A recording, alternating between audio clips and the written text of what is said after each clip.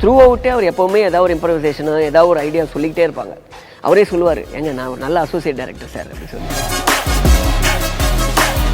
Cooling glass ஒரு box ஃபுல்லாக cooling glass எடுத்துகிட்டு வராங்க. சன்கிளாஸ் எடுத்துகிட்டு வந்து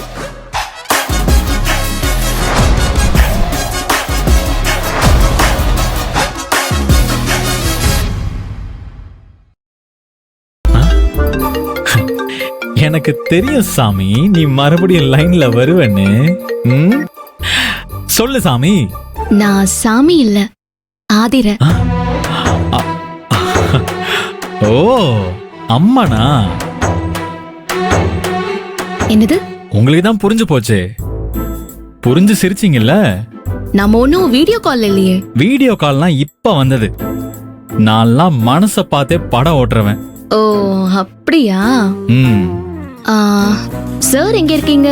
ஆபீஸ்லயா? இல்லையே.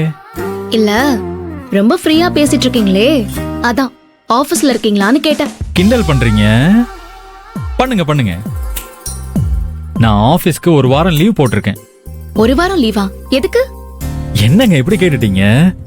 நிச்சயதார்த்த வேலையெல்லாம் இருக்குல்ல, அதுக்குதான். நீங்க பேசலாம் பேசலாம் பேசிக்கிட்டே இருக்கலாம். அப்படிலாம் என்னால நான் ஸ்டாப் எல்லாம் பேச முடியாது. இப்போ உங்ககிட்ட ஒரே ஒரு முக்கியமான விஷயம் சொல்லணும். முக்கியமான விஷயமா? என்ன? பிரபு கண்ணா,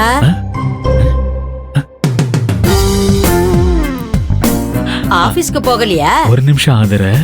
ஆ, என்ன? ஆபீஸ்க்கு நேரமாகுது, கிளம்பலையா? லீவ் போட்டுட்டேன், நீ போ. யாரு? ஆதிரையா? பேசு பேசு. போன்ற பேசுவது கிளியா இல்லை பெண்ணரசி மொழியா? அப்படி போ.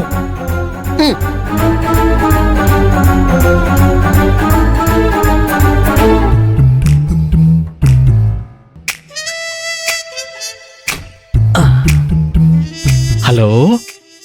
ஆதர, லைன்ல தான் இருக்கேன். இல்ல,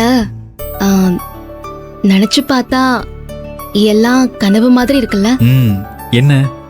நம்ம ஃபர்ஸ்ட் டைம் ஷேரிங் கேப்ல மீட் பண்ணது, 450 ரூபாய்க்கு ஒருத்தருக்கு ஒருத்தர் சண்டை போட்டுக்கிட்டது, அதுக்கப்புறம் கண்டினியூஸா மீட் பண்ணது, நீங்க பொண்ணு பார்க்க வந்தது, இப்போ நிச்சயதார்த்தம் நடக்க போறது, இது எல்லாமே கனவு மாதிரி தான் இருக்கு.